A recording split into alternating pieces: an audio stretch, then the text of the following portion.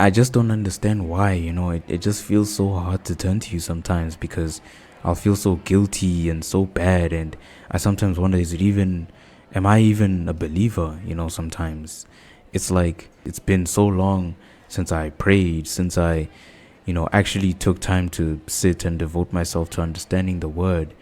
I'm always finding myself doing other things like playing games or, chatting with friends, but I never seem to make the time for you. And I feel like it really makes me feel like, am I really truly a believer at the end of the day? I'm always slipping away. I come back and I slip away again.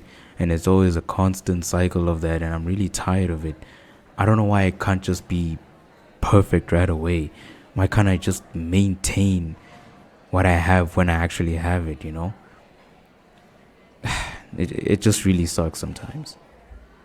When I came into your life, I freed you from the corruption of the world, but I didn't make you perfect.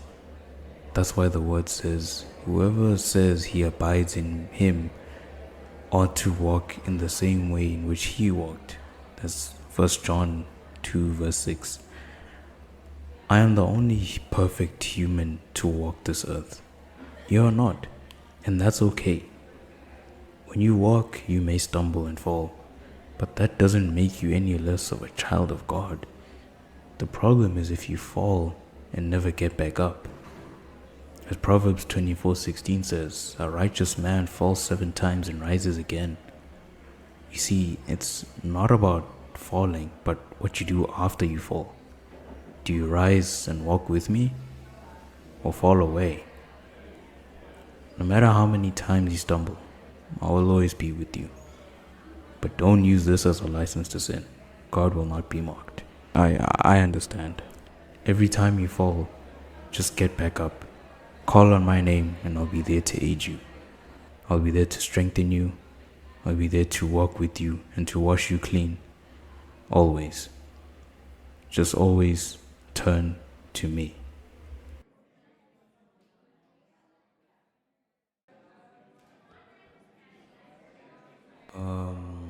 What are you doing? Oh, I'm just budgeting. There's some things I'd love to get before the month ends, so I'm making a list and planning it all out. How sure are you that you'll be able to get everything on your list? What? Are you relying on your own ability to make it happen? Or are you depending on the Father? Then why are you planning as if you're the one who guarantees your tomorrow?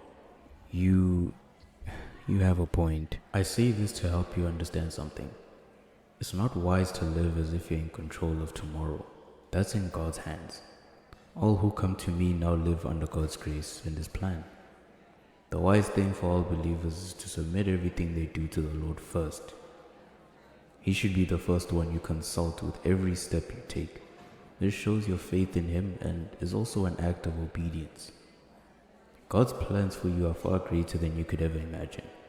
I know it's hard to surrender everything at first. For so long you've believed you had control over everything, but your life is too vast for your own hands to carry. That's why you need God to carry it for you. So whenever you make any plans, make sure you are planning with God. Make sure you are planning them and submitting them to the Father. You're right, Jesus. For the longest time, I've been trying to make things work on my own. Honestly, it's been so draining and stressful.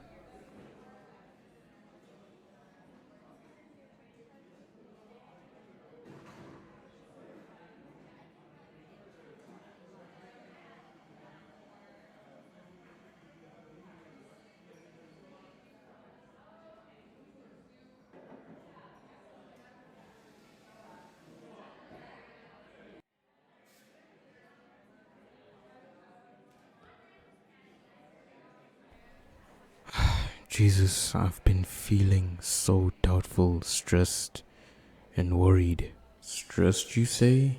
Yeah, mostly about school. I'm worried I won't be able to go back because of my family's financial situation. The tuition fees are so high, I've never seen numbers like this. I love the degree I'm pursuing and I don't want to give it up over money. I know God has my back in some way, shape, or form, and everything will work out, but everything just feels so still. I don't see any way the debt can be paid in time. Okay, Bolt. Listen to me. First, calm down and think about this.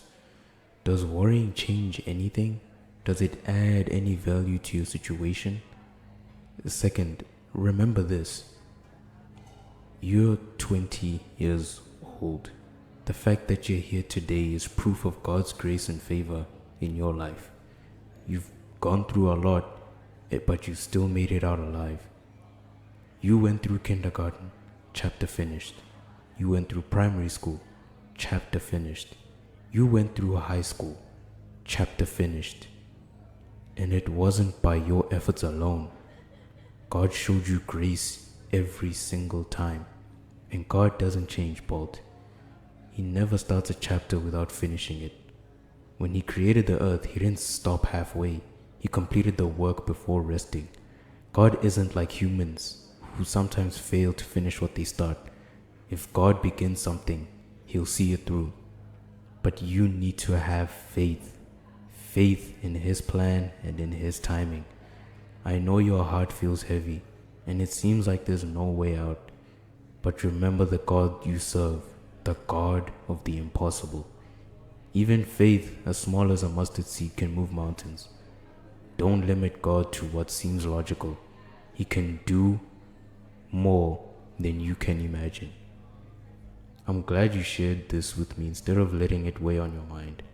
It shows 1 Peter 5 verse 7 lives in your heart. Cast all your anxieties on Him because He cares for you. And I do care for you. I'm glad that you were able to share this with me. So will you trust God to make the way? I will, Jesus. I will.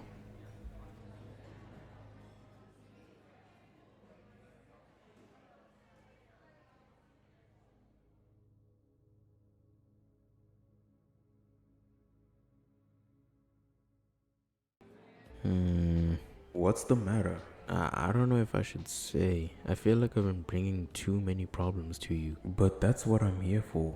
Remember what I said. Cast your anxieties and worries onto me. I care for you. No matter how bad it is, just speak to me. It's okay. Well, I really wish I had money right now. Not in the sense of money will bring me happiness, but I feel it would make things easier and solve some of the problems I'm facing. I've been praying to God for a source of income, but nothing's coming up. I hope you understand where I'm coming from, Jesus. I really don't want to sound greedy or money hungry, but I just feel like if God blessed me with money, most of my stress would be gone and I'd have peace of mind. You're not the only one who feels this way. Let me tell you a few things. First, you need to experience the bad days to truly appreciate the good ones. It's clear that there are more troublesome days than good ones, isn't it? Yeah, indeed. So tell me then, do you think your gratitude toward God would grow if you never experienced a drought in your life? When you face a season of dryness, it's not because you're being punished. It's because you're being tested and refined. James 1, 2 verse 4 says, "Consider it pure joy, my brothers and sisters, whenever you face trials of many kinds, because you know that the testing of your faith produces perseverance. Let perseverance finish its work so that you may be mature and complete, not lacking anything." I see. Secondly, let's talk about contentment. When you learn to be content, you become more grateful for what you already have. Here's an exercise. Name 3 things you're grateful for right now. I'm grateful to be alive. I'm grateful for my parents. I'm grateful for my clothes. I'm also grateful for my food that I eat. I'm grateful for my friends. I'm grateful for my sisters, my siblings. I'm also grateful for... I said name 3 things. My bad. No. This is exactly where I want you to be. I want you to reach a place of true contentment with what's already in your life. That way, when you're given something new, you'll have greater joy and gratitude towards the Lord, which leads to greater praise and worship. As for your financial needs, come on. Does the Lord not know what you need? If He knows, He also knows when to provide it. Don't let these situations distract you from God. Keep growing in faith and stay on the path He's laid for you. He will take care of the rest in His time. That makes me feel a lot better. These sessions have really been rewiring my mind, Jesus. Thank you so much. That's good. You'll need to remember these lessons in the near future. Uh, is something going to happen? Something like that.